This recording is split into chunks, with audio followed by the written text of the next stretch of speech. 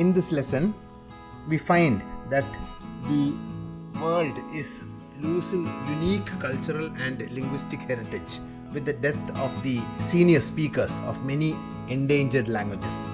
The extinction of a language is the loss of a worldview, a unique perspective, and history. The author references to the great Andamanese tribe. Here, with respect to cultural importance, the great Andamanese tribes are among the oldest surviving indigenous populations on Earth. They offer a wealth of information on human origins, migration, and survival. The Boa language's loss of the senior, Boa Senior, is a loss and a significant milestone, for it was an intricate part of the great Andamanese knowledge system. The Jarawa and Onge tribes have less than 500 speakers each, and their rich cultural heritage is under threat from industries and settlements encroaching into their lands.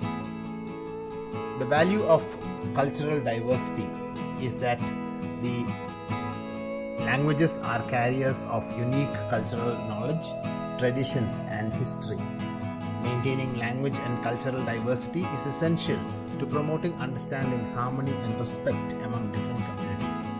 Every human language has its own unique structure, sounds, and vocabulary that offer a different worldview and perspective on the world. Learning a new language is an intellectually challenging exercise that opens gates to a new world. How do you revitalize endangered languages?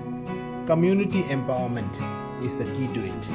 Indigenous communities need to be empowered to lead language revitalization efforts with the active involvement of younger generations. Documentation is also important. It is critical to document endangered and extinct languages through audio and video recordings, dictionaries, and grammar.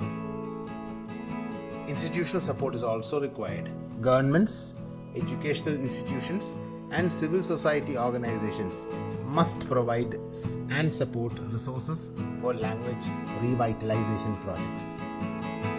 The threats to indigenous language and cultures are: 1. Forced assimilation.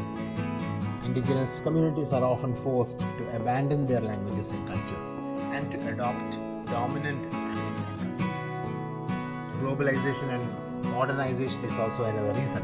Industrial growth, tourism, and globalization pose risks of cultural and linguistic homogenization.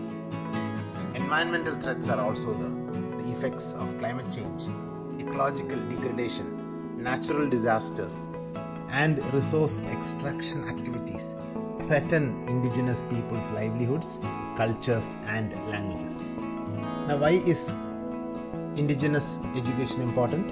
1. Because of the cultural relevance. Indigenous education empowers young people in their own language and culture, promoting self-awareness and enhancing societal diversity. Education institutions can play a role in revitalizing endangered languages through language immersion programs and bilingual education.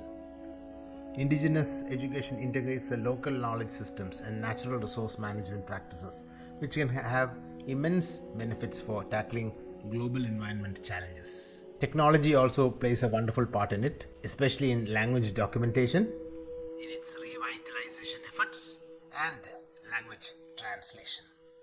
These are some success stories.